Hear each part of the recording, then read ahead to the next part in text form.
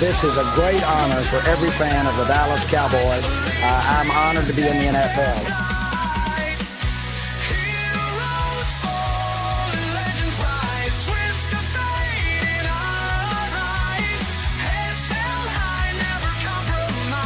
What can I say? Mamba out.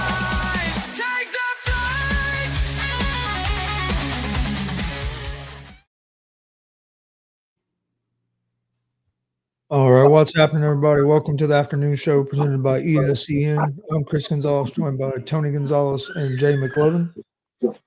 Well, Tony Gonzalez was here. But how's it going, guys? I'm back. Hey, them depends ain't working well when Tony gets up off the couch. My dog wanted to he wanted to go see what's going on in the living room, so he wanted out. We love Paco. There's a Pablo. We love Pablo. Pablo. All right, guys. Pretty interesting night last night in baseball. We've got Thursday night football tonight. We got college football coming up this weekend, some big games. But let's start off with Thursday night NFL football. Philadelphia at the New York Giants. Now, normally, I would think Philadelphia would be a heavy favorite, but the Giants are playing better. I mean, since they've went with the other quarterback, Dart. I think they did lose last week, but they are playing better. And Philadelphia, especially offensively, is really struggling. They're like the 30th offense in the league, something around that. So they're struggling offensively. Jay, what do you think about this game tonight? Yeah, the one thing I would tell you is don't look past New York. New York is a really weird team this year. They're not consistently with how they're playing. And what I mean by that is if you look at it through the week one to now, they've been blown out by Washington. They've been blown out by Kansas City. But if you take those two games out of the equation, they've been in every single game, and they've only lost by maybe one possession here or there. Dallas, obviously, they took Dallas to overtime. And then the Chargers, they actually beat 21-18. And then you got New Orleans, they lose 26-14. And that's so crazy to me. I mean, you would think if you beat the Chargers, you should be able to beat New Orleans. But, things happen left and right. But I just don't know what version of the Giants is going to show up against Philly. And, you're going to have to come prepared when you go against Philly in that tough defense. But like you said earlier in pre-show, Philly's been dealing with their own issues. Yes, I know they're at the top of the division. They got one loss, but dang, man, their defense hasn't looked like the typical defense that we've seen in the past. Saquon is not exactly blowing up the running charts, and Dante Smith and Brown, AJ Brown, they're not exactly lighting it up offensively either. And then you can say a lot about the offensive line or Jalen Hurts, wherever you want to put it on. But they are struggling their own selves. And Tony, we talked about this. Last year they got off to a slow start. I think this year they're getting off to a slow start. I do expect at some point Philly to right that or fix their issues and look like the Philly team that went to the Super Bowl. But I don't know, man. I'm curious to see how Jackson Dart plays against Philly. Philly's going to put it on them a little bit. They know they get a rookie quarterback coming in for the Giants. So I expect to see – I think this is the biggest test that Jackson Dart is probably going to see all season just because it's a divisional game. So the Philadelphia is going to come out and play hard. But I think this is a good first test for New York to see what they have in Jackson Dart. I expect to see a lot of Scatterbo. I think Scatterbo is going to be used in the receiving game and the running game. Scatterbo's been looking pretty good, guys. I know that first week kind of, they didn't play him a lot, but now they are really, since Tracy's gone down, they really seem to be using Scatterbo a lot more. So, again, this is going to be a good one for Scatterbo to see how he plays. They are without Neighbors, obviously, so that will be a hindrance to them. But we'll see if Wan'Dale Robinson or anybody else in that team steps up in that wide receiver one spot. But team, obviously, and the more experienced team in this. But I am looking if the Giants version that played the Chargers and the Giants version that played the Cowboys shows up to play Philadelphia, if that version shows up, then I expect this to be, a close game. Yeah, Jay, I agree with you about Scatterbo. I think that's got to be the game plan. I think you got to pound the football because, like I said, they're limited with the wide receivers. so they got to pound the football. Dart's got to get the ball out quick and hit his short, receivers short. Probably not, maybe go down in the field maybe every now and then, but don't force it. Don't get turnovers. I think if they could play turnover free, and the defense plays like they did against the Chargers, which right now I don't think Philadelphia's offense any better than the Chargers right now, offensively. So I think this could be another 21-18, 24-21, 17-14 type game if Philadelphia is on, and it is at home. If the Giants are on and it is at home. Of course, I'm going to pick Philadelphia to win. I mean, I think you have to. They're the Super Bowl champs. I wouldn't be shocked if the Giants beat them. I really wouldn't. Not with the I think it all starts with Philadelphia's offensive line. That's got to get better. If it don't get better, they're going to continue to struggle. Chris, what do you think? Yeah, it's going to be a lot better game than what people think. I think a lot of people think the Eagles are just going to blow them out. For one, it's a division game. Division games are usually pretty close. Yeah, and Philadelphia's offense has been struggling. I know they're 4-1, but they're if you look at their offensive numbers, they're at the bottom of the league in about everything. I think a big reason why is their offensive line. And they have a new play caller. I don't know if he's gotten a real good rhythm, but I think a lot of it's their offensive line is not doing a good job of run blocking, and then when they're trying to pass protect, they're doing decent pass protecting, but they're not getting no run block at all. Which they did give up some sacks last week. Before that, they hadn't given up a whole lot of sacks. But no, I think Giants are going to get. I think Tracy's playing tonight, so they get one. They get their other running back tonight as well. So I think that'll help the Giants there. I think 7.5 is what I think the spread is. Yeah, I like the Giants to cover the spread at the plus 7.5. I think the Eagles probably win the game, but I think it's probably going to come down to last second field goal. Yeah, I kind of agree with that. I think that's very possible. Yeah, the one thing I think in this game it's really going to be key for the Giants, and what I'll be looking for in this game tonight, is can Abdul Carter and Thibodeau and the rest of that Giants front seven get pressure on Jalen Hurts and really force him out of the pocket and trying to make those plays. They're gonna have to put that pressure on Jalen and keep that rhythm of Philadelphia off if they're gonna have a shot at that game. Really, you don't want to force Hurts out of the pocket. That's true because he is a good scrambling quarterback and he does have the ability to throw. So what do you think? You want to get that? You want to get a pass rush on him, but you want to try to keep him contained because if you can get him off his first read, he don't have a lot of success throwing the ball. Yeah, and you want to get that pass rush, but you kind of want to keep him enclosed where he has to step up in the pocket. Don't let him get out. Don't let him roll out to the edges. And you don't want him to run either, because I mean he's won games with his legs before, so they got to contain that. And if you get a pass rush on him and make him get off that first read, he can struggle in the passing game. I know Abdul Carter plays defensive tackle. I don't know who the other defensive end opposite of Thibodeau is. Do y'all know right offhand by chance? I don't know off the top of my head. I don't either. Oh, I got it right here. It's Robertson Harris. I'll be right back. Okay. Oh, you're good. I should say Thibodeau is actually a linebacker. I apologize on that. So you got Robertson Harris as the right defensive end, and then the left defensive end is Raheem Nunez Roches. I don't know much about those guys. So, but either way, I think the point is what Chris was saying. They've got to, like you said, you got to. The basic what I was saying is they got to keep Jalen Hurts off rhythm. They cannot let Jalen Hurts get in the rhythm. I guess that's the point I was trying to make. And obviously the pass rush is part of that. So yeah. And the Giants' defense at times have looked good. At times it hasn't. Also, so it kind of depends. Like you said, they're kind of Jekyll and Hyde. Give up 40 points against Dallas, but beat the Chargers, but then lose to New Orleans. So you just don't know what's going to happen there. I do have one more thing I wanted to say about that. You got to think that this is a huge this would be a huge resume builder for Dable if he got that win tonight against Philly. I think not only is it a resume builder, but it probably will cool off the hot seat just a little bit. If you can get that divisional rival win, that's going to make him. I mean, he's still going to be on the, or let's say, he will go from a hot seat to a warm hot seat. Let me ask you, Jay, and if Chris, ask Chris too. What does Dable have to do this year to keep his job? I mean, does he need to make the playoffs?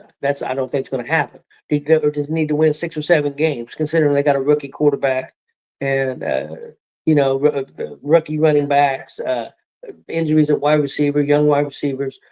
How many games do you think he needs to win? Or do you think he could win 4 or 5 games, but he's in a lot of games and I think that's good enough? What do you think he's got to be to keep his job? Chris, what do you think? I don't think he necessarily has to win a certain amount of games. I think it's going to depend on what the development of Jackson Dart looks like. If it looks like Jackson Dart's going in the right direction, I think Dable will still be there. I think the general manager will be gone. Either way, I think that general manager is gone out of New York. But I think if it looks like Dart's moving in the right direction and Dable's developing them, I think Dable will get at least one more year, especially with the injury to Neighbors and everything. But I think that GM Sheen, how you pronounce his name, I think he's gone. Jay, what do you think?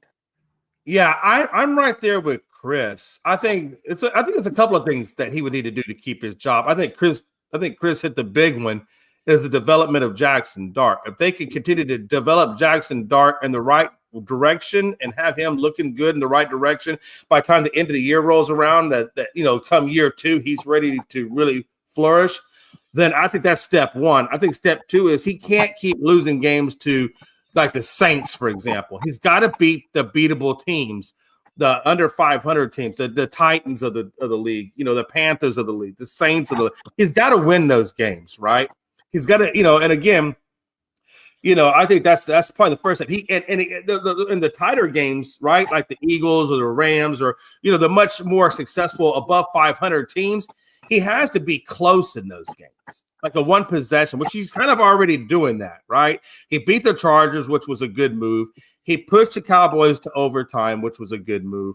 It's just when you lose to a team like the Saints or when you get blown out by Washington, those are the things that tend to hurt him a little bit. So if he can keep the tough games close, and if he can beat the beatable games, and if he can continue to develop Jackson Dart in the right direction, then you got to imagine he keeps his job. And I think you can keep going. But if one of those 3 areas doesn't look good, then you got to imagine he's going to be on the hot seat. Yeah. One thing I wanted to bring up before we move on. I was watching McAfee today, and he brought up something, and they've talked about this a lot, and especially last year when he was upset with the Colts, and it's culture. And he says that the culture of the team, and he said that he thinks Indy's culture and he said he's going to be honest. He said, I'm shocked that their culture from what it was last year to what it is this year is completely, turned around completely. And he said, a team like Jacksonville, they get a new coach and look what they're doing. A team last year, Washington, they brought in a new coach and the culture changed. I would think Denver maybe a little bit the culture's changed. How important do you think it is? There's a lot of good players in the NFL. There's a lot of good teams, pretty good teams in the NFL, but sometimes they never get over the hump. How important do you think culture is, Chris?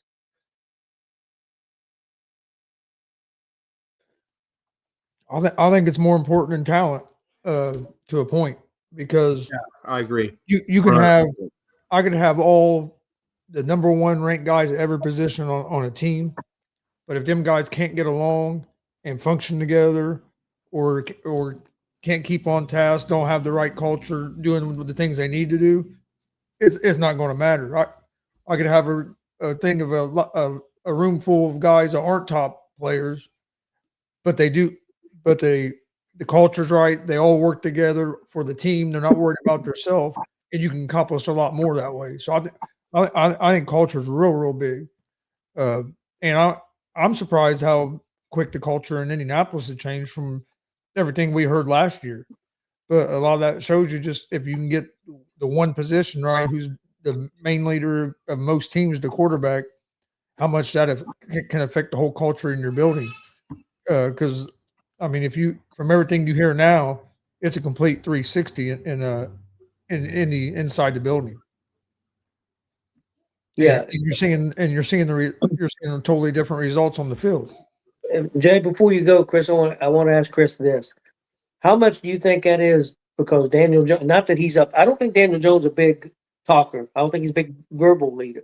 But him just coming in, doing the work, showing up, doing everything he needs to do, and kind of being still a leader on the field by example. Do you think that's the biggest thing that's helped turn the culture around? The quarterback play and the quarterback experience. And I'm not trying to take a shot at Anthony Richards, but he didn't have that. And he probably shouldn't have had it. I mean, he'd only played 16, 18 games before coming in here.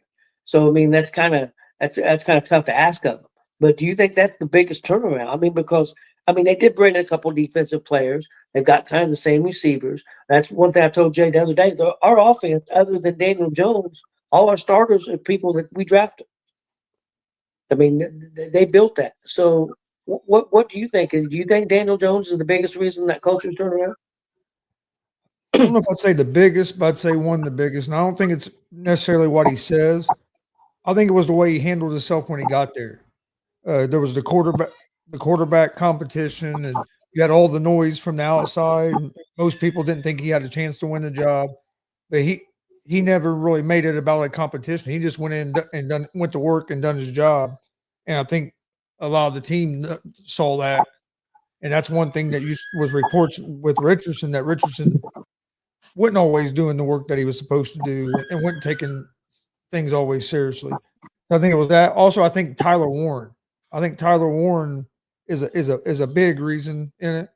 I think the way, because from all accounts I've heard about the way he came in to the building, like that, it was like he was a seasoned pro, is what I've been hearing. So I think he had a lot, and then I think Tre'Davious Ward on the defensive side, getting a guy that's had some success.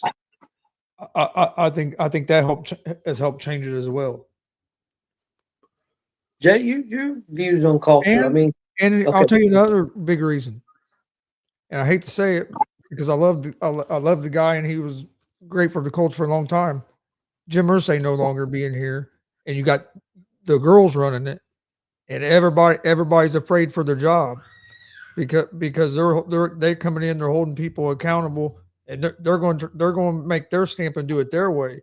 So I think that got everybody kind of on the edge of their seats and be a little more attention to detail because they know that, hey, if this don't go good this year, we're all gone, and they're going to bring in their people and try to do it their way. Jim's no longer here to kind of eat that bullet for us. So I think that's a big thing too, is that with the girls running it now, I think there's more sense of urgency because I think people were a little afraid about not having a job if this season wasn't better than the last couple of years. Yeah, real quick, Jay. I just want to tell a story real quick. A guy just on my Facebook page was just mouthing off about the Colts new owners and well, why would she be wearing a headset? What the hell does she know about football? Probably a lot more than he does. Shut the fuck up. I mean, she's the owner of the team. She's learning the team. What's wrong with her wearing a headset? Nobody said she's calling plays. What's wrong with knowing what your team is doing? What's wrong with knowing how your team works? I mean, and who cares if she's a female? We've got female coaches. I don't know about in the NFL, but I know we do in basketball. We got some great female coaches in basketball. So I don't understand that mindset. Jay, what do you think about culture? You guys got a new coach in Dallas. I think he's trying to change the culture. Real quick, she was wearing that headset on the sideline for the last. She's been doing it for the last 4 or 5 years. It ain't like something that she just started when she became owner. She was doing that for the last 4 or 5 years, preparing. Yes. To take over when her dad passed away. So I mean, you know what? It ain't like it's just something new that they're doing out of the blue. They've been doing this for a while. Well, the cameras are focused on it more, now. So, Jay, your thoughts? You guys got a new coach. I think he's trying to change the culture. How important do you think culture is? Well, take this show, for example. 30 days ago, Jay's all over the place, talking, not listening too much, talking. And then Gonzo stood up for himself with the veins poking out the side of the neck, established the way we were going to start doing business. He established a culture. I bought into the culture, and we seem to be rolling pretty good now. So culture, and I'm being silly, but I'm also being serious. Culture is very, very important. Establishing how you want things to be done is very important. Like you said, you can have 1,000 people doing a lot of different things, but if you're not operating as the same cohesive unit, if all of you guys' ideologies aren't on the same page, then you're not going to have a cohesive product that you put out on the field or show or whatever else it is you do, right? Culture is everywhere. I mean, it's not just in sports. It's everywhere. It's in the job place, in your home, whatever, right? Culture is way more important than talent, because here's the thing. I can hire 1 million scouts that are qualified, that can tell me, hey, you want this guy for this reason, you want to stay away from this. You got people that can tell you how to bring in the talent. The problem is not everybody can tell you how to bring in a winning culture. And if you look at what Ben Johnson has done for Chicago, look how that team is doing now. I don't look at Chicago the same way I did in previous years. I mean, you can tell that team is changing and getting better. And it takes a while to really have a good culture established. So, in year one of Ben Johnson, look at already, you can see the difference. You can see the difference in Chicago. You really can. And Ben Johnson is invoking that. Give Ben a couple more years to really invoke that team. And I think you're going to see a different version of Chicago. You can already see it. If you look at the Jets, take the Jets. They're another classic example. I was looking at their record. And I think it's pretty evident in their record. And I know they don't have a win. Okay, let's get that off the table. They don't have any wins. But this team is playing competitively. They're looking night and day different than they did last year. And if you look at the scores reflect it. If you look at the last five they played Dallas 37-22. That's not a big differential. If you look at Miami, 27-21. If you look at Tampa Bay, 29-27. And Tampa Bay just beat Philadelphia. Am I right? Philadelphia, they beat the Rams. Maybe the Rams. Tampa Bay they just came off a big win. I forget who it was. It's eluding my brain right now. But either way, Tampa's a good team. And they held Tampa within 2 points. Buffalo is the only one that really got blown out, and that was 30-10. But that's a divisional game too. But then you look at Pittsburgh. They only lost by 2 points to Pittsburgh, 34-32. This team is competing, is my point.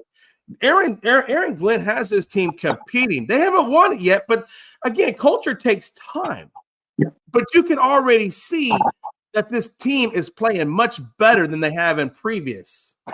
You know what I'm saying? And so I think culture, to Chris's point, is that's the first thing you got to do in a team is establish a culture of playing as a team, a culture. Because then when you're the head coach, what are you doing? When you're drafting, you're drafting talent, but you're also drafting to see if that personality and the way they play their game is going to mesh with the way you're trying to do your team. Because the last thing you want to do is bring in a cancer into a winning organization, right?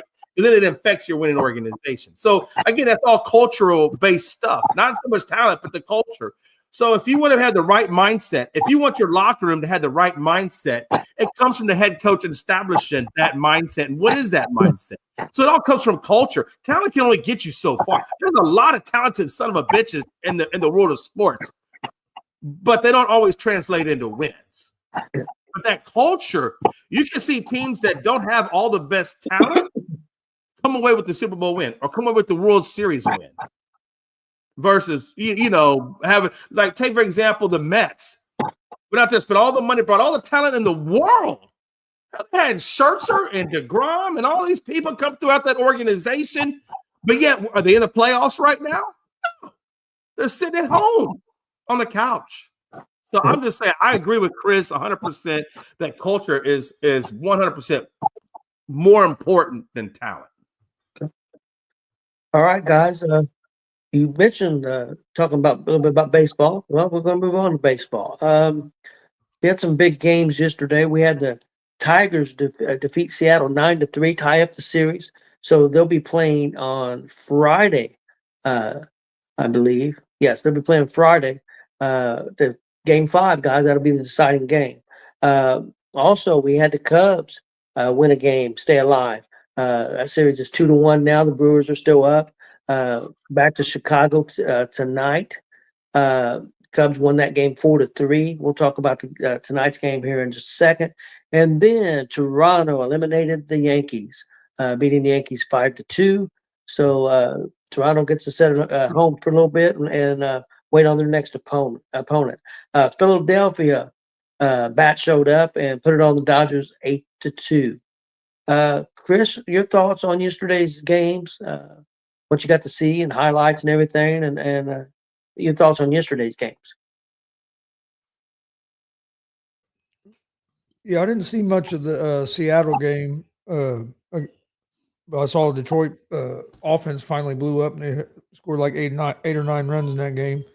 To force the next game, the Cubs done everything they could to blow that fucking game. Yes, they did, and somehow held on to wood. I don't know how they held on to wood that game. I mean, it was like they were trying to lose that damn game. Yep, I agree. I watched the last 4 or 5 innings of that game, and it was like, man, you guys are trying to lose this. But no, that's going to be an interesting game tonight. Cubs Brewers. Of course, Cubs have to get the win. Or is that 2-2 now? No, it's 2-1. 2-1, yeah. So that's what I was thinking. So Cubs got and it's back at Wrigley again, isn't it? Yeah. Yeah. They got to do their job, protect home field, and try to force it back to Milwaukee. But the way that game was last night, I'd be surprised if the Cubs are able to pull another one out tonight. I kind of felt like the Yankees, the Yankees rely too much on home runs. I know everybody likes the home run, and everybody, because a lot of people are always talking about like the Reds don't have enough home run hitters. We have like 3 or 4 guys in their 20s, but we don't have a guy to hit 60. Or you have to have. Look what the Blue Jays are doing. The Blue Jays aren't relying on home runs. They're scoring their runs with timely hitting, and that's how they killed the Yankees in all those in them games. Other than the one that the Yankees kind of got lucky to come back and win. I mean, yeah, they were down 6-0. You know, what I mean, they came back and won, but still, it wasn't like they ever really was in control of that game till toward the end after Judge's 3-run bomb that goes off the foul pole was a half inch to the left. Yankees probably got swept. But they just rely too much to me on the home run ball. And then I thought Boone made a mistake taking out pinch hitting for McMahon. He was the only one that had done anything to that point in that game. You pinch hit for him. He had hit the home run earlier in the game to give him their 1 run at the time. You pinch hit. You bring Rosario to pinch hit for him. Rosario strikes out. Next inning, the ball's hit the third that McMahon fields and gets the out. Rosario don't field it, and the Blue Jays tack on a couple more runs. So I thought he made a mistake there. He was going for offense because I know McMahon is known for his offense, but McMahon was the only guy that really had a hit that game. So why not let him face that same pitcher again? So I thought that was a little bit of a mistake. And the Blue Jays, they entered a guy for defense purposes, and he ended up getting a base hit on offense to help them score a run. So the decision paid off for the Blue Jays, where the Yankees it didn't. So I mean, but yeah, it was some good games yesterday. I'm looking forward to the night's game. I think the Phillies and Dodgers play again tonight as well, right? Yeah. The Phillies bats got hot. When the Phillies are hitting the ball like that, there ain't nothing you can do about it. And they could have scored more runs because they had bases loaded with no outs, and Harper, Schwarber, and I think Turner, all 3 got out in a row that inning and left bases loaded. So they could have had 3 or 4 more runs in that game as well. So yeah, their bats got hot last night. Jay, your thoughts on yesterday's games? Yeah, I'll start off with the Cubs Brewers game first. Yeah, the Cubs just they were trying to find ways to lose yesterday, but they did hold on to take the win against the Brewers. in tonight's game, you got, or not tonight's game, tomorrow night's game, you got Boyd going against Peralta, and Boyd. That's tonight, Jeff. Oh, are they playing tonight? Yes, there's 2 games today. And Okay. I knew it was 2 games. I guess from my brain, I wasn't thinking. Yeah. The Real Cubs. quick, the weird thing is the Dodgers are playing the 6:08 game at LA, and Right. the Cubs at Chicago are playing the 9:08 game. Ain't that kind of weird? Usually Yeah, the Dodgers usually you wrap it up with the East Coast or the West Coast. It makes no sense. You know how cold it's going to be in Chicago tonight? I know. Oh yeah, it is. It's going to be cold. It was in Now, the when is it 40s gonna be here cold? last night, so you know Yeah. it was colder than that up around them lakes. So yeah, it's going to be probably 35, 40 degrees while they're playing that game tonight. And I'm curious to see what how strong that wind is going to be, because that wind is going to keep a lot of home runs balls in the field of play. I think. Well, it could. It depends how it's blowing. How strong that wind is coming in. So I'm Well, curious to see how way? that wind is And which way it's blowing too. and Yeah. which way it's blowing. That could be a factor right there in and of itself. Like you said, cold. I don't know if the cold is going to affect them too much, because I mean both these guys play in the north, so I know they're both used to playing in cold weather games. Well, But that wind, you don't play much. This is one of my gripes about baseball yeah, is we play the whole regular season in basically perfect weather conditions. Never play in the cold. And then let's play our most important games of the year when it's 30 degrees outside and these guys aren't used to playing in it. It don't make it just don't make no sense to me. Like this game, you could have scheduled earlier, and the weather probably wouldn't have affected it as much. But like in the World Series, when you're seeing World Series games and it's 30 degrees outside and the guys are wearing all this stuff, it's like, why are we playing our most important games in the worst weather conditions of the year? When in regular season we play in perfect weather conditions, or we delay the game for a couple hours till it gets done raining so we can play.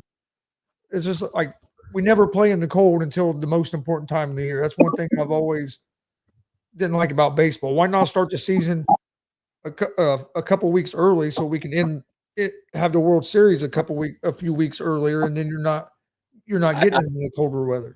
I got a better solution. Of course, this doesn't really bode well for some of the older ballparks that are never going to go away because they're iconic landmarks.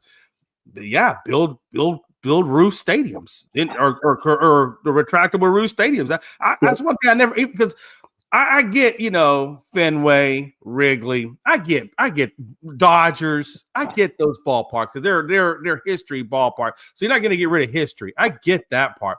But like, for example, take the Yankees, for example. They built that new stadium. They could easily put a retractable roof on that thing, but they didn't. They left it open. You should. Baseball's not meant to be played inside. It's meant to be. Well, then stop grapping about the conditions. I can do whatever I want. You can't have it perfect. No. Hey, I live in America. I can grab whatever the fuck I want. I give you a solution. No, I think the solution is you gave me a problem. I give you a solution, Chris. Either what do you want me to tell you? Hey, tighten up, Buttercup. Hey, I don't like that solution, so that means you're wrong. I don't like that solution, so that means you're wrong. Well, it wouldn't be the first time in my life I've ever been wrong. I'll tell you that. In fact, I've always gotten used to the fact that I'm probably wrong. But I will tell you though, Chris, actually you can't worry about no damn weather. You know what? Since I don't like that solution, now I got to hate you and I can't talk to you no more. We don't agree on everything. Hold on. You just said to me that I hate you. I can't talk to you. Well, hell, how's that? Shit. Are you telling me there was a time in your life that you actually liked Jay McLovin? Did that actually happen? And if so, when? maybe a little bit. God. Don't admit to anything. If you were a female and we were married, we'd have been divorced 3 times. No, but hey, back to it though. In all honesty, you guys got Boyd going again on the mound tonight. That dude typically in the regular season is giving an ERA of around 3 and a WHIP of around 1. Wait a minute. Whoa. Yeah, it ain't no you guys, because ain't nobody over here a Cubs fan. That's right. I forgot. You guys are Reds. You're Reds fans. Cubs. I don't know, man. Y'all play in the same damn areas. Hell, I don't know, man. Okay. for example purposes, they. There you go. Them. Okay, those are proper pronouns. Okay. Fuck, these damn millennials, I swear to God. Man, Gen X was so much easier to be Gen X than millennial. But anyway, back to what I was saying. If you look at Boyd, he had a little over 3, what was it, 3.19, I think was his ERA. A little over 1.09, I think was his whip. If you look at him in the postseason, he has ballooned up to like I think an ERA of over 5 and a whip at around 2. And this is just 5 innings of postseason play. Now, again, like you said, the conditions are going to be a little rougher. You know, I got to tell you guys, I am expecting Milwaukee to take this and wrap it up tonight. I don't think the Cubs are going to get tonight. I don't think Boyd has it. I don't think the Cubs have it. I think they were lucky to get the gentleman's sweep because that's what I expect to happen. It's going to be a gentleman's sweep, but that's how I see the Cubs. On to the Yankees. That's really the more crazier game to me. And I have given such a hard time in the DMs. Frank was like, well, it's a bullpen game. I don't know why they're doing a bullpen because quite honestly, I don't know why you're doing a bullpen game either. So I was with Frankie on that. I don't know why Toronto, who is in a 2-1 power position over the Yankees, why you're going to go out there and succumb to a bullpen game. I would have used my next best pitcher and let's roll. But it paid off. Sometimes when you gamble and you put a little bit in the middle, it pays off, and it paid off for them. And I think the Yankees got stunned on a bullpen game. Now, here's my thing. Now, Gonzo, you weren't here yesterday for this conversation, but Tony, you were when I had Frankie on the show, and we were talking about Aaron Judge, and I said we were going to side, and we will side by that. But the one thing I want to tell you is, and this is why Aaron Judge doesn't belong in the same conversations as the other Yankee greats. If your series comes to an end and you record the last out for your team and it's not even a hit, it's a strikeout, do you really think you belong in the same conversation as Lou Gehrig or Babe Ruth or DiMaggio or Jeter and the list goes on and on? No, you don't. That's what I was talking about, Tony. That was the biggest night of his life, and he got a strikeout. Well, Hey, dude, no, you can't blame that on. The hell I am. The hell I am. 500. The hell I am. 500 for the series. He done everything. I don't give a damn. I don't give a damn. Because you know what? It doesn't matter what you did. No, hold on. I'm going to tell you why. No, there's a reason. Let me finish. And no, I'll make this short and I'll come back to you because I know you want a rebuttal on this, but it's coming through your forehead. He's sweating over. He just wants to hold on to that. Here's the thing, and this is the point I'm making. Yeah, it's not all on him, but here's the thing: when you want to be in a conversation with iconic athletes who have a history of coming through on those clutch moments, Chase Utley for the Philadelphia Phillies was another one. Guy can always come through. Last out, Chase gonna find a way to get on base. The great iconic players always find a way in the biggest of moments to make it happen. That's just the way I see it, man. And it's not that he's not a great player. He's a good player, but he's not iconic. And that's the difference I'm trying to make. There's iconic guys in the Yankees organization, and Judge and right now he's not one of them. I agree with you as far as not. I don't agree with the part necessarily about him making that last out. But I agree with him not. If he don't ever get a World Series championship with the Yankees, with all that talent that they've got, and him supposed to be the main guy, there's no way that he can be up there with them other guys. That's just my opinion. I'm not saying he's not a great player. Now, like you said, he struck out. Well, like Chris has said before. I mean, if you bat 300, you're considered a great hitter, and you're failing 70% of the time. So, and the game was 8-2. It wasn't like I would have felt more about if the game was 4-3. They're down one run and he gets up and he strikes out. They're down 8-2. Sure. So I don't look at it that way. But I agree with you 100%. If he don't get a championship, I don't see how you put him in the same breath of all the other greats. I mean, it's not even only that, right? Let's say, okay, I think he would make it as a Yankee great if he went out there and was producing in the playoffs like he does in the regular season. Then you can put him in that conversation. But honestly, I think this is honestly the first playoffs that I've actually seen him actually do well. I mean, he didn't produce the last out, but he actually had a pretty decent postseason. But when you don't have rings and they're trying to put you in conversations with a Garrick or anybody else that does have the rings and has the biggest of moments, clutch performances to back up along with the rings, and if all you have is a great a great regular season, but no postseason greatness, I don't know how because that's what they're going to do. They're going, okay, we don't have no rings. Let's go back and look at all the moments he played in the postseason, and let's look at the resume of postseason that he has. And if your record of postseason is nothing or very little, how do you do it? I don't see how you do that. And that was the point I was making yesterday. And anyway, but yeah, I thought it was crazy that this game was a bullpen game and the Yankees lost. Like, you should never lose a bullpen game. The other ones where they get their top starters out there, okay, I get it. Maybe they're just better than that. But when there's a bullpen, those are the games you should be taking. Jay, I got to answer for that. That's why me, you, and Frankie disagreed with them doing a bullpen game. You know what? That's why we're not managers. You know what I'm saying? Like, and I gotta imagine maybe there's a reason that he did a bullpen game versus going with the next starter in the lineup. But I don't know what it is, and I don't know if we'll ever find that answer out. But to me, that was crazy. That was the most bizarre thing I've ever seen in playoff baseball, where you do a bullpen game in playoffs. The Phillies kind of done the same thing last night. Yep, they did. Who did the Phillies start last night? I forgot. I forget who they started, but he only pitched like an inning, and then they brought in Ranger Suarez after that instead of starting Suarez. Yeah, it was a bullpen game. I don't know why they did that either. I'd have to go back and look at that game even more closely, because I was in and out of that game last night. I was halfway there and halfway down. Yeah, Man, them late games, I have a hard time staying awake all the way to the end. Yeah, I didn't catch why, but yeah, for some reason they didn't start Suarez. They started the other guy and then brought Suarez in after. Nola started. He must have had an injury or something, because he was actually doing well. He went 2 innings, 1 hit, 3 strikeouts, 31 total pitches, 21 for strike. Yeah, with that type of lineup through 2 innings, that's not a guy you take out. That's a guy you keep riding.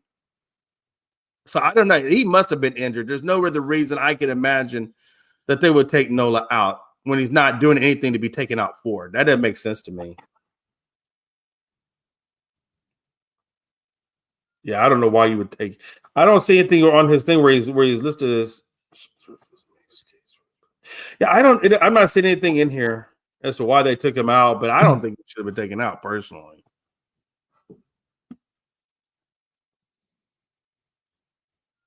But yeah, to continue mission. So yeah, the Yankees, the fact that they're not in the postseason, I didn't see them being a first round. Oh, actually, I did, because I had Toronto. I thought I had Toronto over the Yankees. So actually, I had Detroit. My World Series prediction is Detroit and Milwaukee. I don't know if that's going to come to fruition.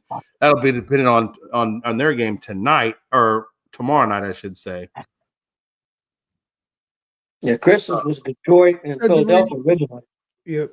Said the reason that, I guess, Thompson decided to stick to the plan the Phillies set ahead of time. He said they planned for Nola to go through the Dodgers lineup once, looking to get Suarez matched up on left-handed leadoff hitter Shohei Ohtani the second time through the order. The Phillies also wanted Suarez to enter in a clean inning without any runners on base, so they decided to put him in the game in the 3rd inning to face Dodgers 9-0 hitter Tommy Edman, then Ohtani. But no, that was their strategy going in, that they were going to pitch Nola through the first time through the lineup and then go to Suarez. That same situation happened with Tyone. Tyone was pitching a really good game, and after 45 pitches, they took him out because they didn't want him to see that third time through the rotation. So I guess that must be a common strategy then. This was one time. They just had them pitch one time through the rotation and then was going to Suarez. That was their plan going into the game. Wow. It still don't make a lot of sense. That's their plan. I don't know. Why would you plan like that, though, Gonzo? Unless they were afraid that that's the second time through what the Blue Jays done. They had it planned out, like basically what pitchers was going to pitch each inning, and it worked out for them.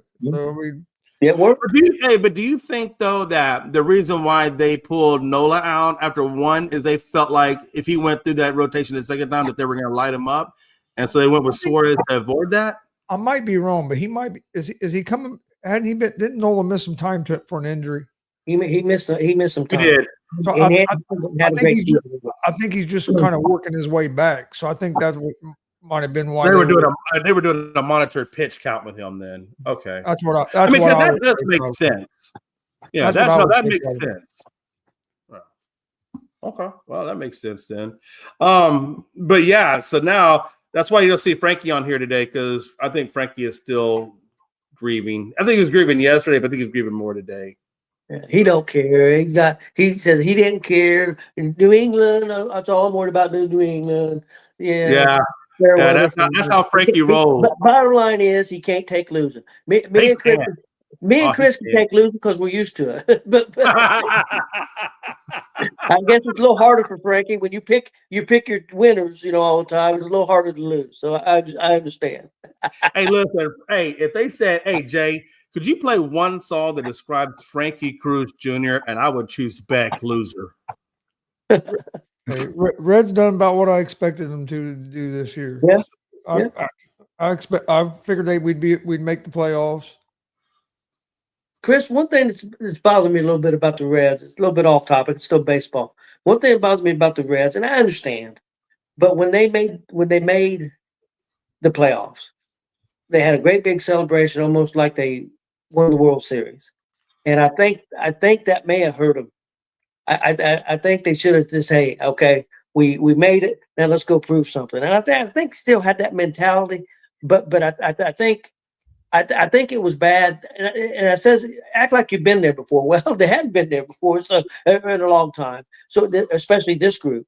So do you feel like that could have hurt them a little bit? I mean, I guess, but I really didn't have a problem with it because you see, I mean, every team does. Every team when they make the playoffs, they have a big party in the locker room and celebrate. I thought we came out ready to play. I just think we ran into a hot Dodgers offense, and we just if we get our chance to beat them is just like anybody else's chance to beat them. What the Phillies had done last night, you got to your starting pit. Well, not even if it's not your starter, but you got to keep them down so you can get to their bullpen as quick as possible. If you get to that bullpen and that's if you can get to the bullpen by the 6th inning against the Dodgers, you're going to have a heck of a chance to win that game. But if you don't get that bullpen by the 6th inning, your chances get smaller and smaller. So I mean, and we let the games get out of hand too early in the game. Well, the one game we took a lead.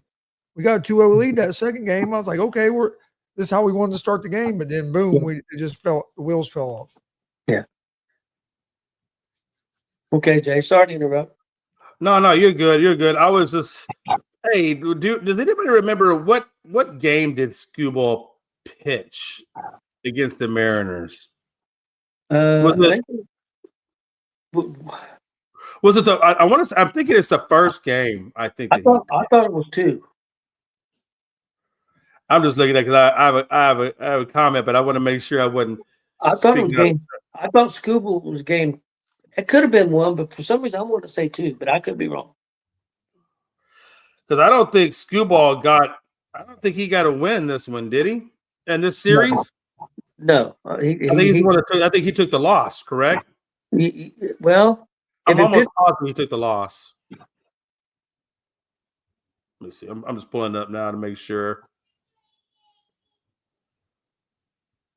I can't remember if it was 1 or 2. I'm on Sunday. He pitched. Was it Sunday he pitched? So that was game 2. Was it game? Oh, it was game. Okay, so it was game 2, and I think they lost that game. Correct? No, let me see. Let me think. Detroit lost 3-2. Right. So my point is, so you got Skubal going up on the mound. Well, let me go back. Before I go on to tonight's game. If you go back to that first or tonight's game or last night's game, I should say, Detroit looked good, man. They're finally their hitters showed up. They had been lacking on getting runs in, and they really showed up last night. And you can't take it easy on Seattle. Seattle's one of those teams that's hungry as hell right now. Kyle Raleigh, I mean, that team is just playing. Arosa Reina, for crying out loud, is playing really good. That's a lot of good baseball coming out of Seattle right now. And they're pitching, although Wu has not made his debut for postseason, because I don't think if they make it to the next series, you'll see him, but he won't be in this one. And I really thought that was going to be the thing that killed them, but they're actually playing good. Their pitching is doing well. Their hitting is doing well. Last night, obviously, they got blown out. But Screwball's on the mound tomorrow night, and he's going up against, I think it's Gilbert, if I'm not mistaken. But I'm really looking forward to Detroit closing this out. I don't think it's going to be an easy game, but with Screwball on the mound, I think that's going to be a good game. Hey, I'll be back. Okay. Yeah. It's going to be at Seattle, and Gilbert's pitched as well. All hands on deck. It's hard to say. I mean, the game is in Seattle. Yes, it's in Seattle. So I'm like 51-49%. I'm going to go with Seattle just because it's a home. But Tigers they've showed some fire this series. They didn't show a lot towards the end of the season, but they got to the playoffs and doing enough to win and trying to make it to that American League Championship game. Yeah, and I mean, Seattle's really going to have all of their bats on deck. I mean, every single Naylor, you better be playing your lights out. Suarez, all of them dudes, Cal, all you guys, Rodriguez, you better all be there because Screwball is pitching great. He's pitching at 1.84 over 14 innings with a .80 whip. And then you're going up against they're going up, I forget that guy's name. They're going up Kirby. They're going up against Kirby, and he's got a 3.6 ERA and a 1.4. So clearly the pitching is going to be on Detroit's side. And I got to tell you, I'm going to tell you right now, last night, you know what I learned about Seattle last night is their bullpen is not as good as I thought it was because they got torched the other night. So they're going to have to really play good. Who's going to pitch for Seattle? So Seattle's going to be Kirby. It's going to be Kirby versus Screwball. Kirby. Okay. Yeah. I'm pretty sure they both pitched right about this. I want to say this is their second time going up against. I think Screwball played against him earlier in this. Okay. If I remember correctly. But if I was putting my money on it, I think Seattle's had a hell of a run. But I just think this is Detroit. And again, I picked up for the World Series. So I'm going to stick with my World Series pick. But I do expect it to be a very intense game tomorrow. I expect it to be very intense. I expect to be a lot of craziness. But ultimately, I think if I'm Seattle, I'm trying to get to Detroit's bullpen as fast as possible. I think if I'm Detroit, I'm doing the same thing because I know once I get to that bullpen like we did the other night, we can light them up in the bullpen. So that's really going to be what it's going to come down to: bullpen versus bullpen. If Seattle, or I should say, if Detroit doesn't get onto them quick and in a hurry, then it's going to come down to that. Okay, well, we got big games tonight. Like I said, Philadelphia and the Dodgers at 6:08. You're going to have Sanchez for Philadelphia and Glasgow for the Dodgers. And then after that, we got Peralta for Milwaukee going against Boyd of Chicago. I agree with you, Jay. I like Milwaukee. What do you think? Do you think Philadelphia can tie up the series tonight against the Dodgers? Yeah, I mean, they really did a good job against Yamamoto. Yamamoto, I think he went 4 innings, gave up like 2 or 3 runs on 6 hits, but he only went 4 innings. I mean, he didn't go long. So, they're going to have to do that. But again, Philly jumped out on him kind of quick as well. Right now, you got Sanchez going against Glasnow. And Glasnow right now has an ERA of 0 and a WHIP of 2.40. I don't know how you have an ERA of 0 and a WHIP of 2.40. That's kind of weird, interesting. Yeah, we ain't pitched in the playoffs yet. Yeah, so they must be going off of his regular season. Then that must be. Yeah. Either way, though, Sanchez is probably one of the best pitchers that Philly has, and Glasnow is an extremely good pitcher as well. I mean, I just kind of read off to what he did in the regular season. So I look for Philly to make it competitive. I do. I think Philly's going to make it really strong. They hit better in LA than they do in Philly when going against the Dodgers. So it actually is in their best interest to even it up tonight, or I should say, it's going to be the best opportunity for them to even up the series to be in LA and then go back to Philly, and then it just happens whatever happens. So if Philly, I mean, obviously it's a do or die win regardless. But I do think I'm going to ride with. I hate to say because I hate Philadelphia. But I know that they do. I know that they play well in LA. So I'm going to go that I do think Philly's even up the series tonight, but I expect it to be a close game. And I do think that the Dodgers will win this ultimately back in Philadelphia. See, I think the key is just like kind of what Chris said, is to get to the Dodgers early. If they can get 2 or 3 runs off Glasgow early, get the lead, making them play from behind. Don't get me wrong, Dodgers got great bats and they're good at home, but it's still an advantage, especially in the playoffs. Regular season is different. In the playoffs, you get that pressure. I mean, the Dodgers are going to be thinking in their head, we can close this out, we can close this out, we can close this out. And you get down 3-0 or 4-1 or something like that. And that bat gets a little heavier. Your hands get a little sweatier. So I mean, it can make a difference. And the bullpen is not what it should be. It's just not. So I don't know. I got a feeling. I don't know if they're going to end up winning the series, but I kind of like Philly tonight. Yeah, Philly has no choice. They have to get after Glass now quick. If they don't get after Glass now quick, it's going to be a very long. The last thing they want Glass now to do is go 6 or 7 innings on them. They want to get Glass. I think if they want to have a chance at winning this game tonight, they got to get Glass now out of there by the 5th inning, and then continue to play their brand of baseball. But like you said, I agree with you 100%, Tony. And it's all about momentum at this point. When you're down 1 game and you're going against a guy like Glasnow, who we know is a very, very good pitcher, then they're going to have to bring the game to them. And they're going to have to, like you said, they're going to have Schwarber, Harper, the whole 9 yards, man. They're going to have to come out and bring the heat. Bohm, if you're listening to me, you can't do no regular Bohm baseball. You were on my fantasy squad, so I know all about you. You're going to have to come out there and actually play Bohm. But yeah. So that's how I say it. But I do think the Phillies will take it. I think they take it, and I think it gets dissolved in Philadelphia. I think Dodgers are going to be too much at the end of the day. Yeah, it's win or die for Philadelphia tonight.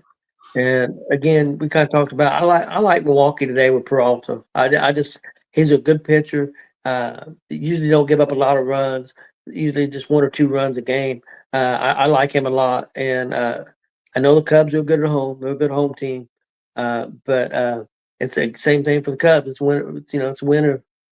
You go back to your house. They're in Chicago.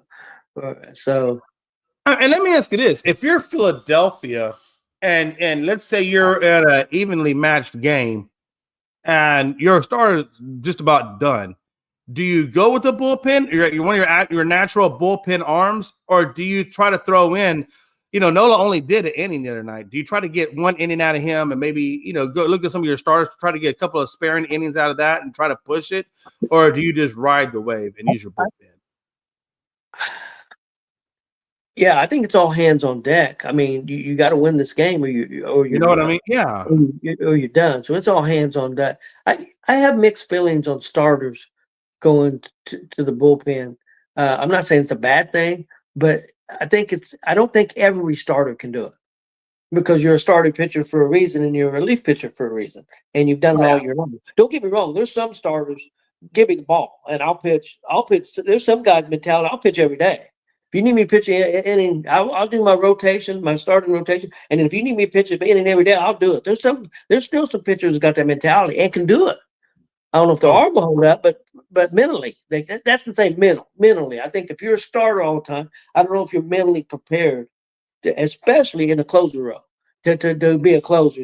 A closer is a different animal, and I think it's hard for a guy to come in and step in that hasn't done it, very much. Mm-hmm. So, and that's what the Dodgers are trying to do. They're trying to patchwork the bullpen to get through the playoffs and win a World Series. And I just don't know if it's going to. Don't get me wrong. If the Dodgers just go out there and pound the ball, it may not make a difference. And they've got the kind of bats that can do that. But and the thing about the Dodgers, something quietly is, before they won their last 5 or 6 games in the regular season. So this is the first game they've lost. They've won 10 or 11 straight. This was the first game that they lost out of the last 10 or 11 games. So they've been on a pretty good win streak. Yeah, and I just realized they used Ranger Suarez, one of the other starters last night. He went 5 innings, so you wouldn't even have him available. So you won't have your best option. You might be able to put Nola in there. The thing about starters is you're right. If you try to just stick them in there, they probably aren't going to do as well. But a lot of the starters, when they get older in their careers, I just use John Smoltz as an example. They kind of convert over to that direction, try to get a few more years out of that direction. I think even Craig Kimbrell, if I'm not mistaken, I think early in his career, wasn't he a starter? And I think then he became a reliever, if I'm not mistaken. I believe so. Yeah. It can be done, but like you said, it's not the conventional approach. Yeah. You ready to move on to some college football? Yeah, let's do it. Okay. I don't know if Chris is back yet or not. He can let us know when he gets back. Let's start off with, I'm going to give a list of games I got here, and then we'll talk about some of them. Number 1, Ohio State at number 17, Illinois. That game will be on 12 o'clock on Fox. Next game up, number 8, Alabama against number 14, Missouri. That'll be on at 12 on ABC. These are Eastern times. Big game. Me and Chris definitely going to be watching. Number 7, IU at number 3, Oregon. That'll be on CBS at 3:30. Then we have number 6, Oklahoma against Texas at 3:30 on ABC. That'd be interesting. Then we have TCU at Kansas State, 3:30 on Fox. Then we have Florida at Texas A&M, 7 p.m. on ESPN. Then we have Kansas at number 9, Texas Tech, 7:30 on Fox. We have number 10, Georgia against Auburn, 7:30 on ABC. Interesting game here, I think. Number 15, Michigan, against a pretty decent USC team. They struggle defensively, though. 7:30 on NBC. And the last game I have is South Carolina at LSU.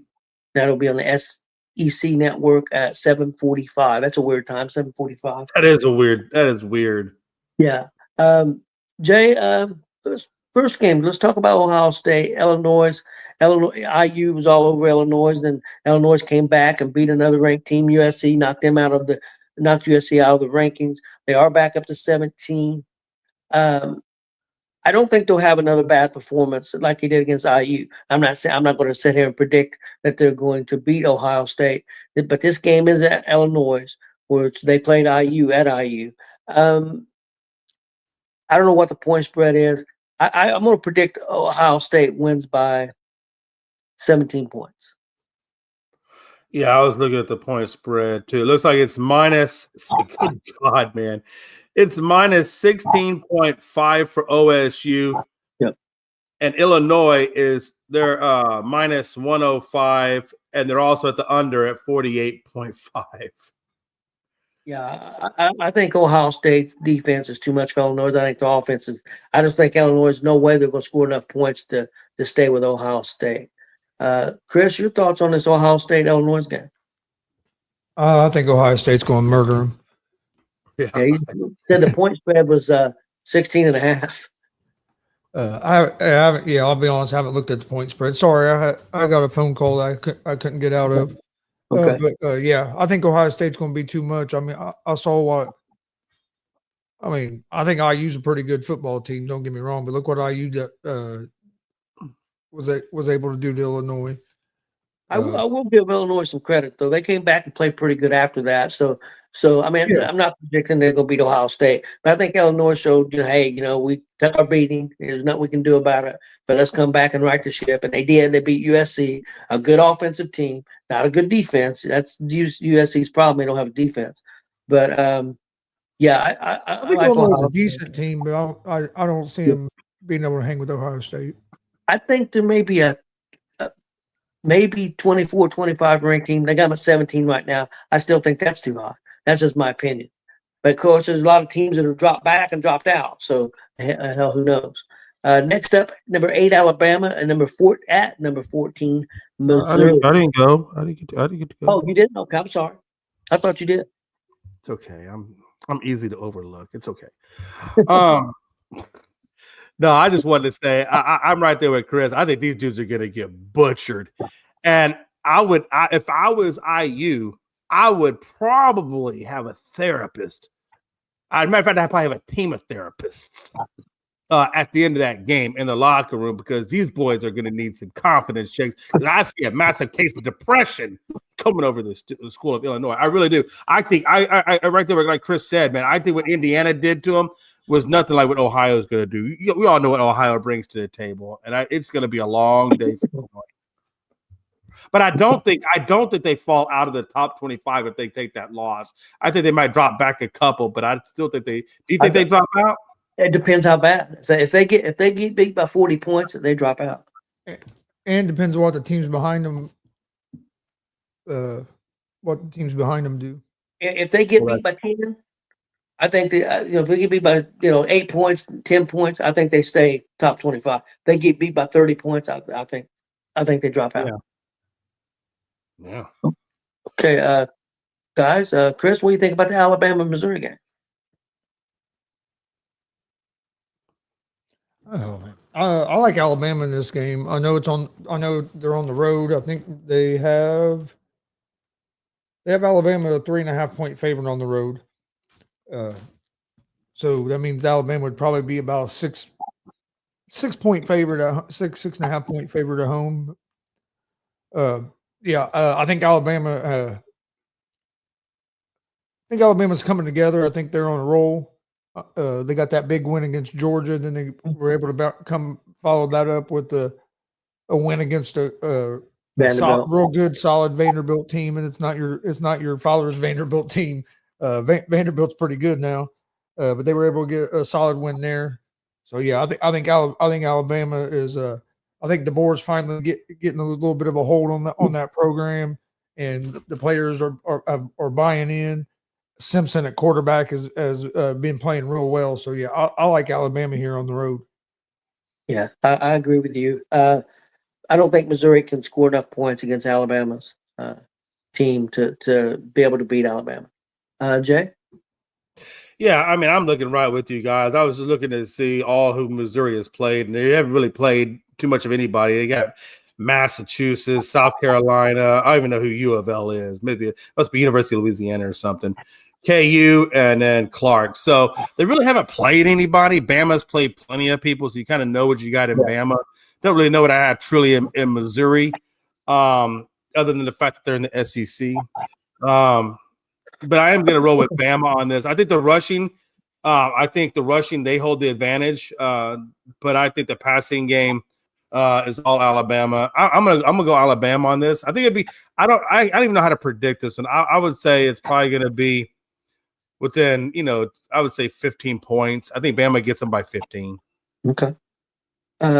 Next up, Chris and Jay, big game, probably the biggest game of the week for this week. Number 7 IU at number 3 Oregon, 3:30 p.m. Chris? They have Oregon as a 7.5-point favorite at home. I'm looking forward to this game. I think it's going to be a fun game to watch. I'm picking IU. I'm not picking against my team. But yeah, it's not going to be easy. It's hard to win it's hard to beat Oregon, period. But at Oregon, it's going to be a tough game. Oregon's right up there. What are they? You say they're 3? Yep. Yeah. I'm gonna say they're right there as one of the best teams in the country. I believe IU, we're at 7 now, but I believe I don't think we're far off from being one of the best teams either. And this is our chance to prove it. So I'm looking forward to Saturday afternoon. It's a big test for IU. It's going to be the best offense that they played this year. Oregon's defense played well against Penn State. Now, of course, Penn State, it's kind of some questions now about Penn State. They may have fallen apart. I know my main thing is to have a good performance and play a good game. But yeah, I'm gonna go. I can't pick against IU. I'm a homer, so I'm gonna go with IU. I wouldn't be shocked if Oregon won the game. I just hope that we play well. But yeah, I think IU's got a good shot. I mean, the big key is run the football. If we can run the football, I think we'll be in this game and have a chance to win it. Jay. All right, I got a question for both of you. If you take the fandom aside, just put the Phantom off to the corner just for a minute and just unbiasedly looked at it, who do you think is really going to win the game? Are you? Even with the Phantom aside.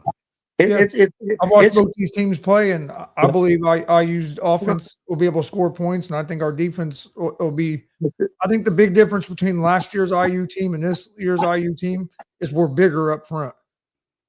We're bigger on the offensive line and the defensive line, and that's what hurt us last year against Ohio State and Notre Dame. The only 2 games that we lost was the 2 teams that played for the national championship, and I think we're better on the line this year than we were last year. So I do. I think we're going to perform well. Yeah, I think we got a real good chance. I think we're going to win this game, and we'll be in the top 4 next week. I will say with this, Jay, I agree with Oregon being the favorite. I mean, Oregon's been here. They've been there. I agree Oregon should be the favorite. I agree with Oregon being a favorite. I have problem being 7-point favorite. I have no problem with that. They should be. But I think I really do because of our running game, and this is the best offense that we're going to play this year. So I still question our defense. Our defense has looked really good, but I agree with Chris. We did get bigger on our lines. I think we have a good chance. I really do.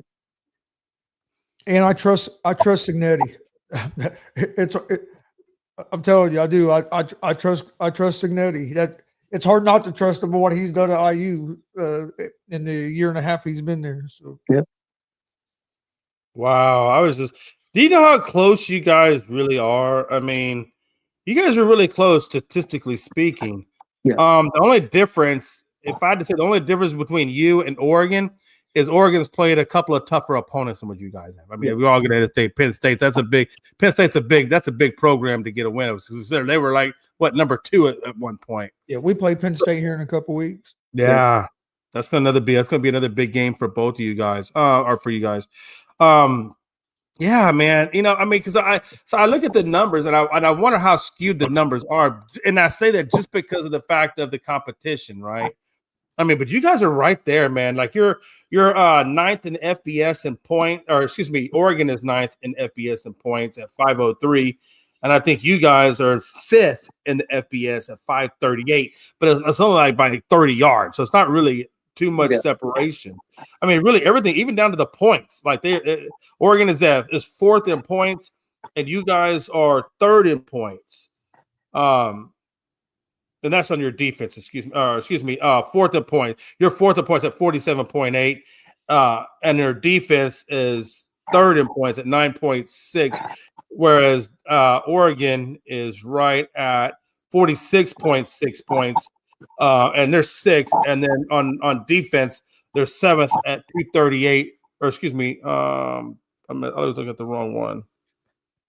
Scoring. Yeah, you're 6th at 12.2. I mean, all of your numbers are they're just fractionals away from each other. So you're very close. Everything's right. If you look right down the list, you guys are like damn near identical in terms of your status. The only thing that separates you from Ohio is just your level of competition that you've done it against.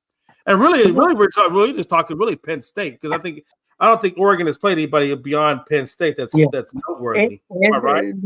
And I agree with you, Jay. But now you got to question Penn State a little bit after losing to by UCLA, who hadn't won a game. And you can have a bad game, so I'm not gonna hammer them. But the thing about Penn State now, when IU plays them, it's a must win for Penn State. Penn State loses another game, they're definitely out of the playoffs. They're not even ranked right. Sure. I don't know if they can get back up there. I mean, beating IU would help Penn State, especially if IU beats Oregon. That would be a tremendous win if Penn State beat them. But Penn State's in big trouble right now. Right now, they're on the outside looking in for the playoffs. And IU and Oregon both situations where even if they lose this game, as long as they play well and it's a close game, it's not going to kill them. I'll tell you, Texas. I think you'll agree. Texas and Penn State have not lived up to the hype or the expectations I think that a lot of people had out of those two programs. I mean, they just haven't lived up to it. IU has exceeded expectations, to be honest with you. Now, like I said, you can look at the competition. Say, I don't know, but you did play Iowa, and Iowa's a tough team. You played Illinois. Illinois is a tough team. Yeah. So you have played competition. I'm going to go with Oregon on this. I am. But I will tell you, I am going to be rooting. I will be rooting for Indiana because one thing I want to see. I want to see teams in the final or the top 4 spots that haven't necessarily been there, or we're not accustomed to seeing in the top 4. Ohio, you're not going to get them out. They're definitely there. Oregon, I mean, this is your opportunity, right? You don't have that opportunity with Penn State, but this is Indiana's opportunity to really get into the top 4. If you beat Oregon, you're going to be in the top 4. And I mean, that's a big step for y'all's program to take. I would say this is the first time. I'd have to look it up, but I'm pretty sure this is the first time in IU football history that we've had a team ranked in the top 10 2 straight years. Yeah. Oh yeah. So we were in the top 10 last year, and then we've been now we're back in the top 10 again this year. I know in my lifetime it's never happened, but I would have to look it up. But I don't think it has. Like a lot of people didn't even know IU had a football team for years. Yeah. IU hasn't been good in football for a long time. Now, IU, I always get the mascots twisted when it comes to Indiana. You guys are you are the Hoosiers, right? Yes. Okay, because I always get Indiana and IU, right? It's Indiana and it's Indiana or University of Indiana, right? Or Indiana University. No, Indiana University is IU. That's Indiana. Now there is a U of I, and then but IU. I think it's U of I that I'm thinking that I get those. U of I is the Greyhounds. Yeah. I think so. And there's also Indiana State. That's what it is. No, it's not. It's not UI. It's Indiana State that I get. Yeah. There's Sycamores. Okay, that's the one. That's the one. It's Indiana State and Indiana. Okay, but anyway, but I will be rooting for you guys. I would love to see Indiana in the top 4. I'd like to see Indiana, do something great because, like I said, I like that kind of stuff. I like seeing schools that haven't been there be there. I think we all get sick of the same old schools unless it's your school. Yeah, that's true. Let's move on to the next game, and I'm gonna let you guys go, and then I'll come back. I got to take a restroom break. Oklahoma, number 6, Oklahoma against Texas at Texas. Jay, I'll let you go first. Yeah, man. Arch Manning has really taken a beating, and so has Sarkisian. I think Sarkisian deserves to be beat up. I think Archie maybe a little bit of leeway because it's his first rookie season, whatever you want to call it. But even then, I'm still not giving him a whole lot of leeway because I feel like Arch Manning should be playing better than what he's playing. I don't have a lot of faith, Chris. I gotta be honest with you, Chris. I don't have a lot of faith in this team. I feel like I feel like our receiving core isn't top notch. I feel like our running group isn't top notch. There's so many. Arch Manning, I still feel like he looks so unprepared when he goes to those games. Like, he does not look like a prepared quarterback. And there's just so much. I just have so much doubt in this team. To say that they would beat Oklahoma, I'd be lying my damn self. I think Oklahoma's going to take this game, and I think they're going to take it decisively because it's Texas and Oklahoma. The Red River Shootout. I mean, this has been going on for years or decades, and these guys always play each other hard as hell. But I just think Oklahoma is gonna come out victorious on this one, Chris. A lot of this depends on, or for me, depends on if Oklahoma's quarterback plays or not. If Mateer don't play, is he hurt? Yeah, their Oklahoma starting quarterback hasn't been playing the last couple weeks. Man, I have not been paying much attention to Oklahoma. That's interesting. Okay, well then, damn, if that's the case, that could be an issue. Yeah, they've been.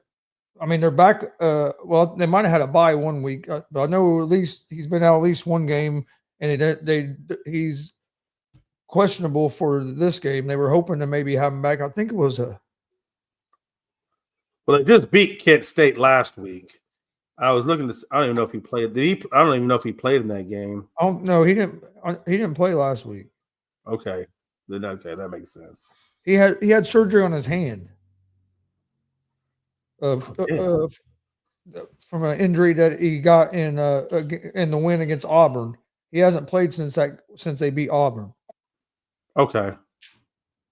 Damn. So he's still on the. Do we know if he's still on the injured list? I guess they have him for questionable for this week. He's wanting to play, but they haven't. Right now, he's questionable. Well, either way, though, Oklahoma's been playing well because they're number 5. So that means that back. I don't know who their backup quarterback is, but he can't be doing too bad if they're still in it. Well, he got hurt on the 20th, so the backups only played either one or two games. So this would be a huge game. Well, it's a huge game for both programs, number one. But it's a huge game for Texas because Oklahoma is ranked number 6. And if Texas wants to get back in the rankings, they got to win this game. They still got to play Oklahoma. They still got to play Georgia. They still got to play A&M. They still got 3 big games on their schedule. And they're going to have to win all 3 of them if they want to have a shot and even think about being. And then they'd also have to win, I guess, the SEC showdown if they were in a position to be in that game.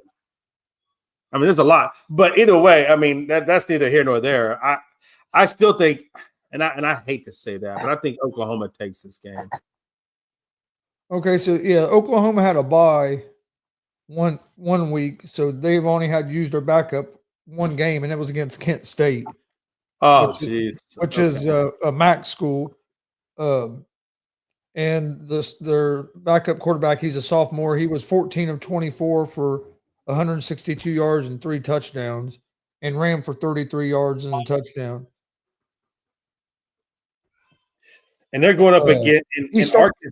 I guess he started Hawkins started last year against Texas and went 19 of 30 for 148 yards in last year's loss to Texas. So he played against Texas last year, and when Texas beat Oklahoma.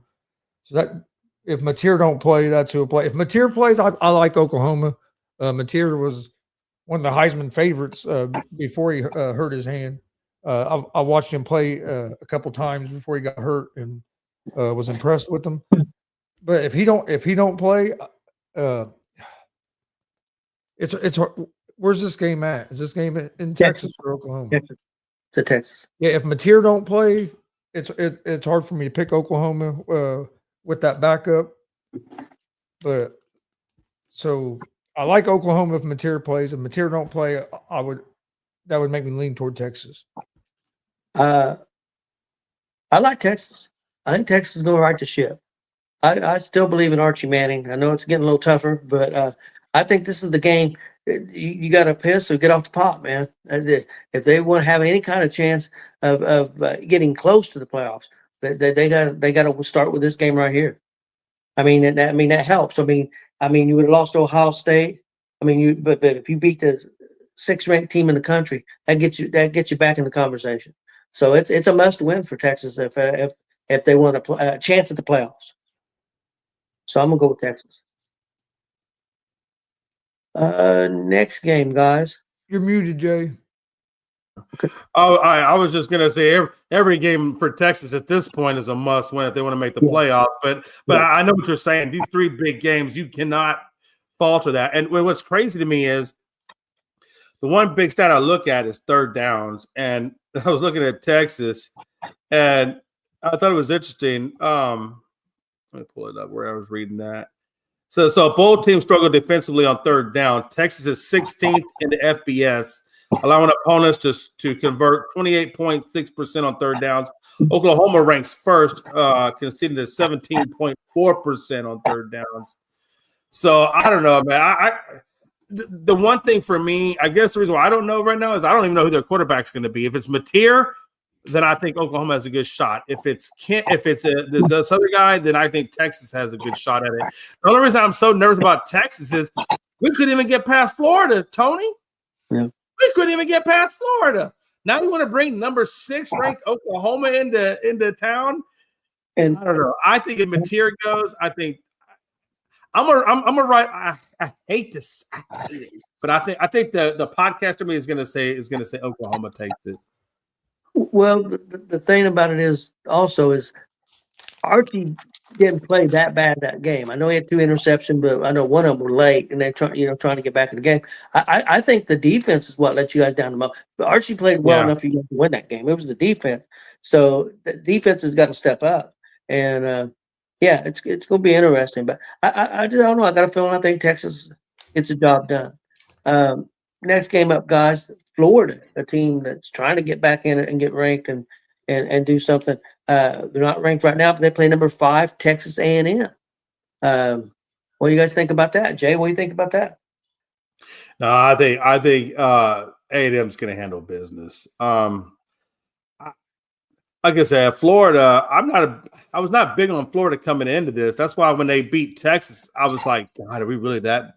Not that Florida's a bad team, but they're not, like you said, they're not ranked. They're not meeting the expectations of what a big team is. And the fact that Texas struggled, I know A&M's not going to struggle. I think A&M's going to take this. A&M's actually playing really good, so I'm going to go A&M on this game. Chris, what do you think? I was trying to see what the spread was. Yeah, I'll go real quick. My thing is, this is a big opportunity for Florida. I mean, if you could pull off a win against Texas, who was ranked at the time, and then you can beat a 5-ranked Texas A&M, it gets you back on the map. I mean, I know they had struggled early, but this is the way to get Florida's season back on track. And I'm not saying they're going to win. I think I'll go with Texas A&M too, but I think it could be a close game. 7.5. Spread on that is in favor of Texas, but it's 7.5. 7.5. Where's the game at? A&M. Yeah. There it is. As much as I would like to be able to say Florida's going to whip up on another Texas team this week, I think Texas A&M is going to take care of business at home. I like that Texas A&M coach, Elko. Yeah. Okay, guys. Next game. And I wanted to ask you, Chris, about this. Kansas against number 9 Texas Tech. Is Texas Tech for real? Are they the number 9 best team in the country? I think they're pretty. I think they're pretty damn good. I don't have a big problem with them being at 9. I haven't really looked to see who all they've played, but I know they really stepped up their program. They went out and spent a lot of money this offseason trying to get some players. They took a big leap in trying to make that team better, and it's looking like it's paid off so far.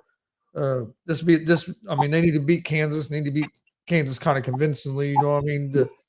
Because you are Texas Tech, you're known as like a smaller school, so you need these games against unranked opponents. You need to take care of business. But I'd be interested in them play against one of these other top ranked teams to see where they stack up. But I don't have a big problem with them being at 9. Okay. Jay, your thoughts? Yeah, I'm like Chris. Texas Tech has only played Houston, Utah, Oregon State, Kent, and UAPB, whoever that is. Hey, Utah's a pretty good win though, because Utah's a good football team. I was about to say Utah and Houston are probably the biggest ones they've beaten. Yeah, Utah was ranked at the time, and Texas Tech handled them very well, and I was really impressed with her. I knew they had a good offense, but I was really impressed with their defense.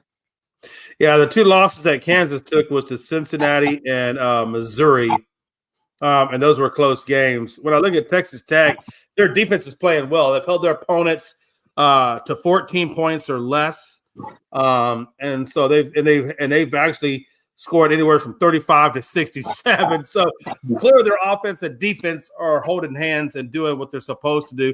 Utah and Houston; those are the 2 best opponents that they played against.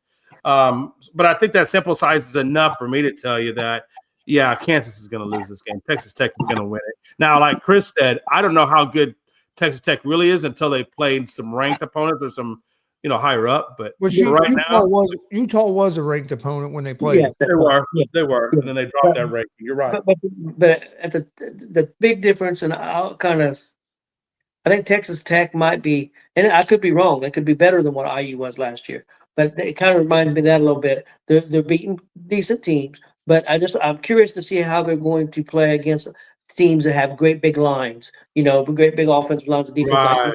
like a Georgia and Ohio State and Alabama. I'm not saying they won't do well. I'm not saying it, but that's going to be when they get, because I think right now, I think they got a hell of a shot to make the playoffs. So that's going to be the question: how man-wise, do you have enough size and do you have enough extra players if you need them is your team filled out as well as a Georgia or Ohio State or some of those teams. And right, and like I said, when they did play Utah, they beat them 34-10, and they beat them the second week of the season. I don't know if Utah. I didn't got to go back, but I think Utah was probably ranked at that time. Yeah, Utah was ranked. I watched that game. That's the only game I actually watched at Texas Tech. Yeah. So the fact that they blew them out 34-10, I think they can hang with the tougher ranked opponents. I don't know if that is they get the win. But I think they can hang with them. I remember that game because I actually picked Utah. I actually picked Utah to win that game. Well, I'm glad you lost money. Never bet against Texas. I didn't bet money. I was just a pick I gave out. Well, that's okay. You still took a moral loss on that one. Yeah, I agree with you guys about Texas Tech. I think they win this one. We've got a couple more games, guys. Number 10, Georgia. A rivalry game, guys. We're going to be playing at Auburn. Mm-hmm.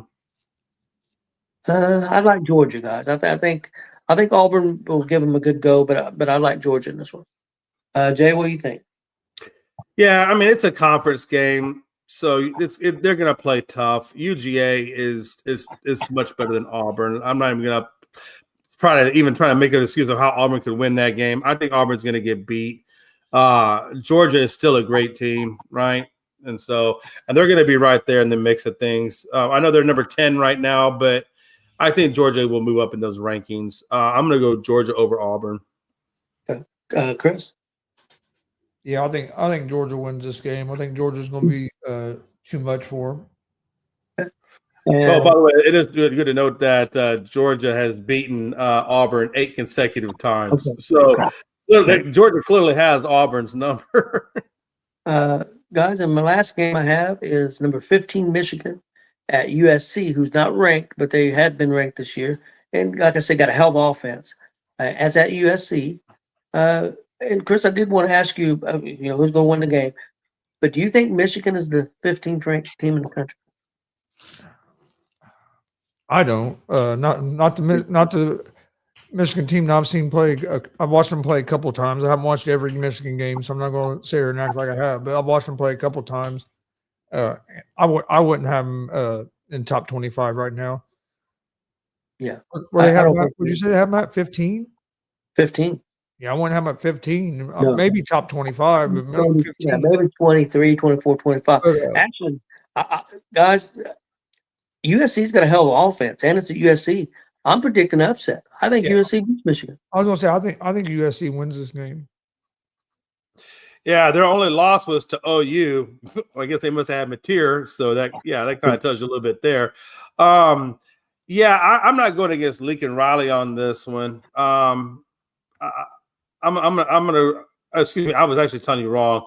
It was Michigan that lost to OU. Yeah. Oklahoma beat Michigan earlier in the year. Yeah, I had the wrong thing shaded. I was looking at but SC did lose to Illinois 34-32, but that was at the beginning of the season. That was last week. Yeah, last week. I apologize. Last week. I'm gonna go with SC on this one. I think Lincoln Riley does it. I think they do. I think Michigan's gonna take the L on this one. Yeah, like I said, USC's got a really good offense, got a really good running game, but the only problem is they can't stop nobody on defense. A good team. So the spread is 2.5. But Michigan's not a great offense right now. Yeah. They've got a quarterback that I think is going to be good. But I don't think Michigan can score enough points against USC unless Michigan just runs the football down the throat. Then it might be different. Yeah, that man Underwood only had 77 for 130 out of the completions, 3 touchdowns and a pick. But then you look at the running game, and he's got like 85 carries and 8 touchdowns. So yeah, Michigan definitely likes to run the ball. Yeah, that's going to be the key. And it's a weakness for USC. So I'm gonna pick the upset though. Guys, that's all I've got for today. Guys, got anything? I did want to say, well, Chris, you go first. I'll go second. Oh no, you're good. I don't have no. There was one thing I wanted to, but I didn't want to say it until I got his. I'm sure I got his name right. Ethan Pritchard for FSU.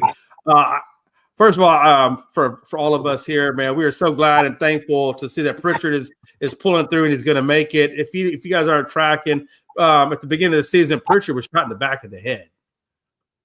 I think he had a relative with him and a young child. He dropped him off and then got shot in the back of the head and actually is pulling through. He is conscious. He's talking. He's verbal. He's alert. I hate to see anything like that happen to a young kid, especially a young kid trying to do something with life. But we want to say how thankful we are that he's going to make it. So I want to say, that our prayers are still with the Pritchard family, but we are thankful that he's going to live because you get shot in the back of the head, guys. I don't know how the fatality rate of that. He's enormous. The fact that he's living, that's a miracle. Yeah. That's all I had. I just want to say, that our thoughts and prayers are with their family as he enjoys this, hopefully a very speedy recovery and gets back to playing football.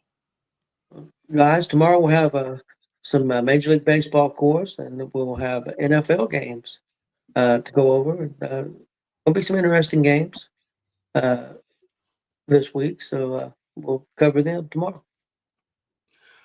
Well,